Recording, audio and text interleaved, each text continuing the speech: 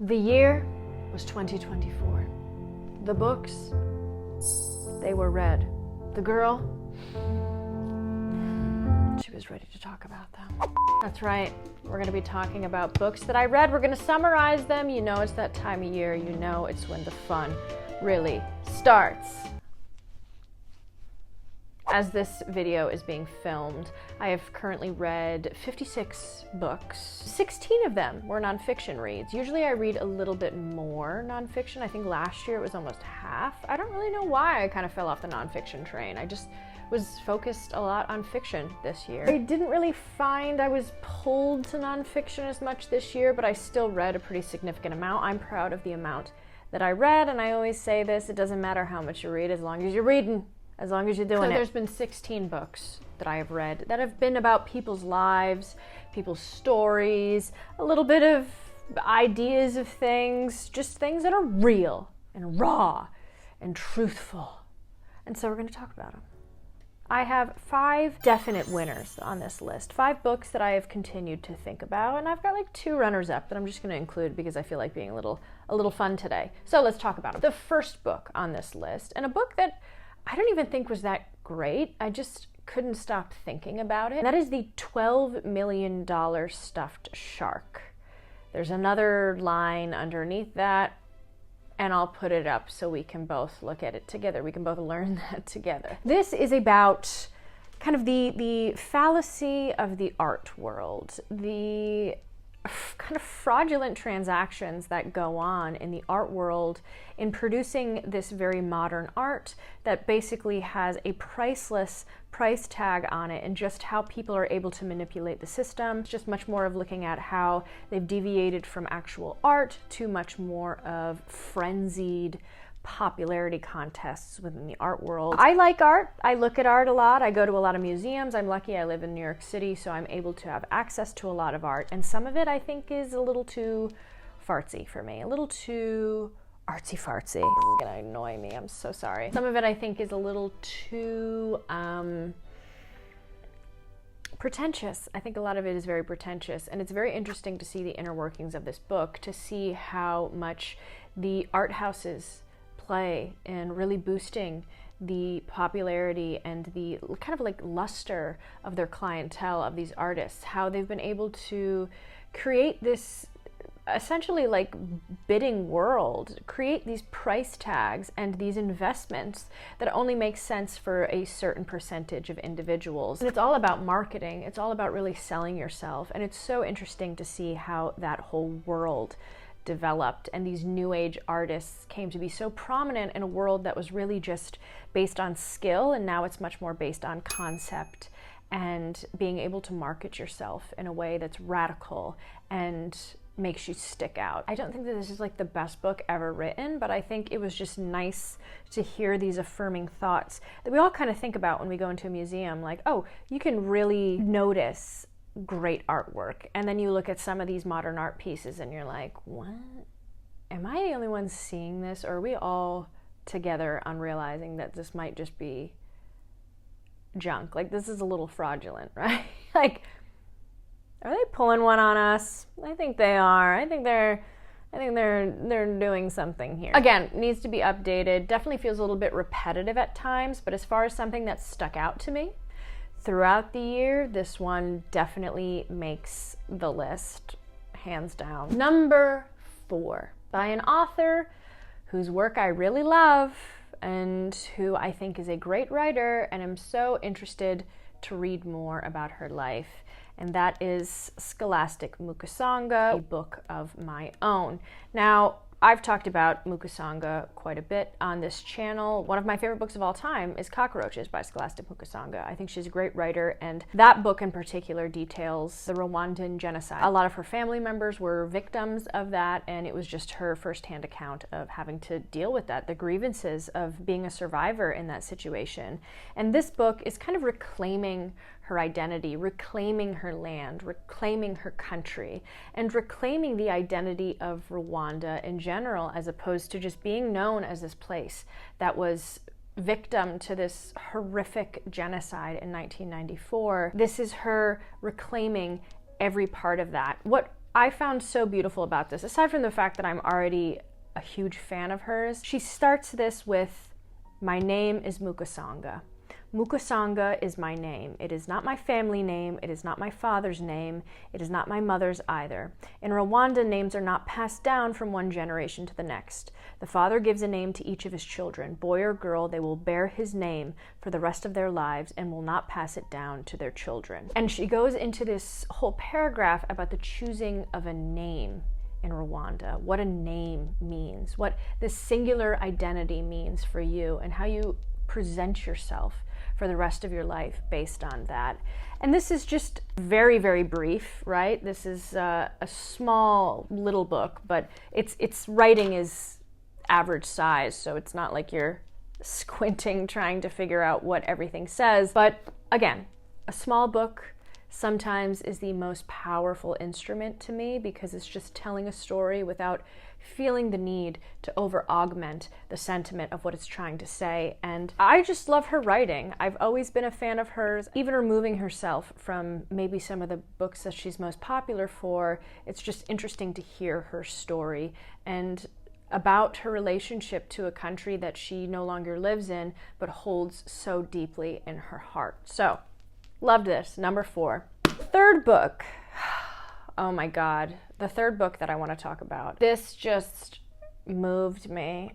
And this was a book that I wanted to read this fall. I wanted to make sure that I was paying attention to this story. This is actually the 20-year anniversary of the event that this book is going to be talking about. And that is Wave. This is a woman's first-hand account of surviving the Indian Ocean tsunami, for the Boxing Day tsunami. So December 26th, it's coming right up on its 20-year anniversary, and what a time to listen to this story. Her family is originally from Sri Lanka, so she would go and visit them every December. It was kind of like a second home. She resided primarily in England with her husband and her 2 children, but they would spend time in Sri Lanka as well. And during the Boxing Day tsunami of 2004, she was there with her family. They were right on the water when the wave hit. Everybody in her family perished.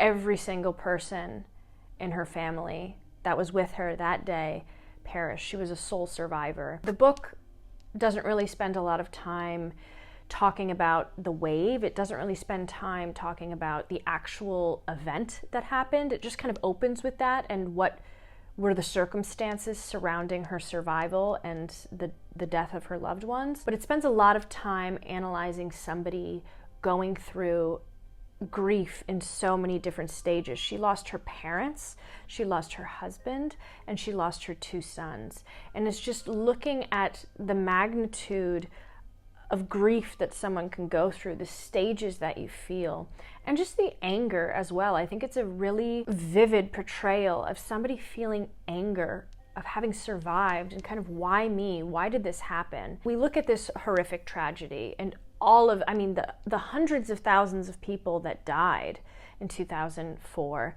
and we think of the tragedy of it, right? We look at those waves, we look at those videos of that, but we really don't spend time thinking about the individual stories, the individual lives that were affected by it. And I thought that this was not like the most amazing thing I've ever read, but it's a story that will continue to stick with me. I'm somebody who spends a lot of time researching tsunamis. I've talked about it before. It's something I have like a very hyperfixation all the time. It's a hyper fear of mine. I'm petrified of it. This just made it feel very real, but also human, because it was a human story of it. I think we think so much of the wave, we think so much of the power, but we don't think of the human aspect of it. And I thought that this was a very sad but a very good story. So that stuck with me so much. Oh my goodness. Okay, so now we're in the top 2. The top 2. Are we ready to talk about it? I feel like I'm a very predictable person. If you've been on this channel for a little while, you probably know what I'm gonna talk about. The next ones. Number 2, endurance. Shackleton's journey. To say that I am not enthralled with survival stories, with outdoor mountaineering, like bushcrafting, that's an understatement. That is an understatement. I'm totally enthralled by that. I don't know why. I don't know what part of me really lends itself to that identity, because although if I think there was an apocalypse, I think I would survive. I really do. I feel that for myself, and I feel that for a couple of people around me as well, a couple lucky few. I do think I would survive. I think I have that in me. So it's very cherished moments when I'm able to read a story that is almost completely unbelievable. If you don't know who Shackleton was, he was an explorer, and in 1914 he set out with a whole crew of people to sail to the South Pole. In 1914, let that sink in. Let that sink in. Just think of the mechanics of things back then, and think of going to the South Pole. Think of going to the South Pole now, and think of going to it in 1914. I spent a period of my life, my parents were very fascinated with Shackleton. There was like a Nova documentary that I watched when I was young. So my parents, I knew of this story. I'd been exposed to this story and I was familiar with it, but I wasn't familiar with the firsthand accounts of what every ship member was experiencing during this. What happened was they took sail and then they got stuck. In about like 1915, they got stuck. And they had to figure out a way to survive in the South Pole and to figure out a way to end up getting to safety, which is, spoiler alert, what they did. Every single person survived on this expedition in the most unbelievably weathered conditions. They were able to survive and they were able to make it. And it's such a story of endurance. Perfectly named boat. It's like they knew. Oh my goodness. What I found really insightful about this was it was taken from the survivors' journals. It was taken from the shipmen's journals, the seamen. It was able to piece together a kind of complete narrative of what the leaving the shipyard was like, being on the expedition, being stationed there and stuck for months, and then the ultimate survival journey of like being a couple of people being put on a raft and sailing 800 miles to safety. Great story. It's just really insightful to see how people didn't go insane. They just lived there. They just did it. They were fine. They did surgeries out there. Unbelievable. All right, let's talk about two runners-up because I can. First one.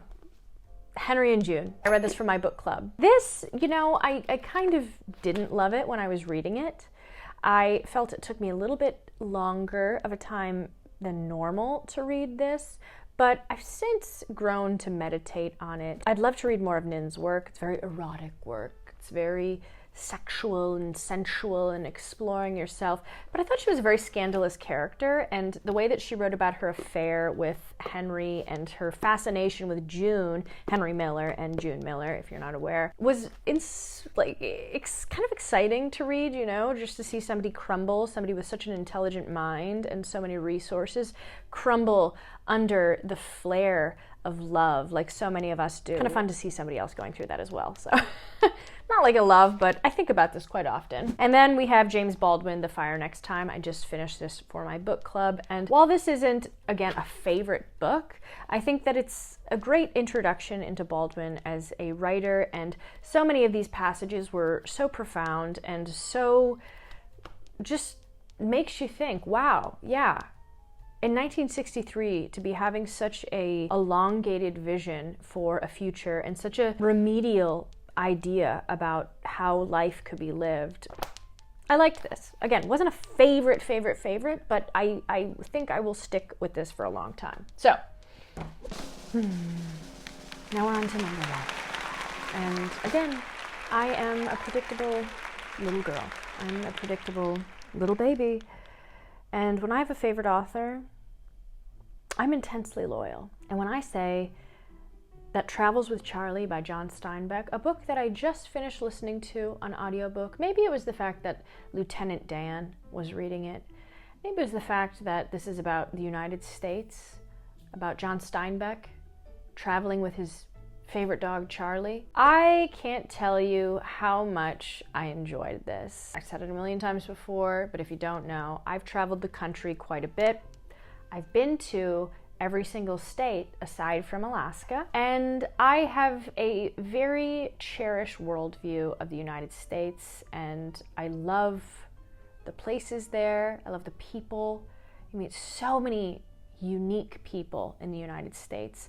Every single state has its own claim to fame. Every single state has this intense loyalty to what it represents. And I think that Steinbeck did such a great job of showcasing the highlights and the negatives about certain places that he went to. He didn't go to every single state within the United States. He kind of starts in California and then goes to New England and then kind of makes his way in the Dakotas and goes back to California. He kind of pitter-patters around the United States. But what I think is so fun about this is that it's showing a side of a pretty serious author, I'd say. Steinbeck is somebody who you think more of his fierce intellect as opposed to his humor.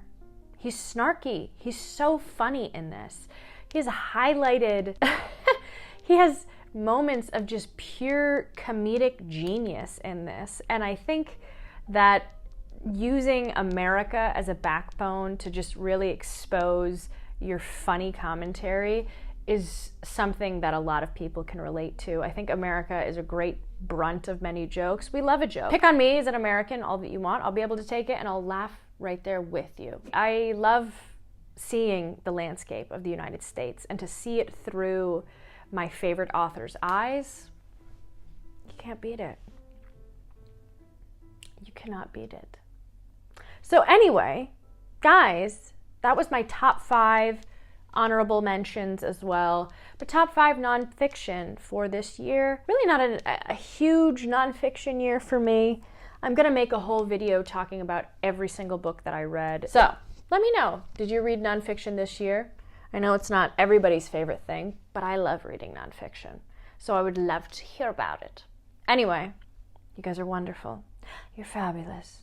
Thank you so much for being here. I will see you in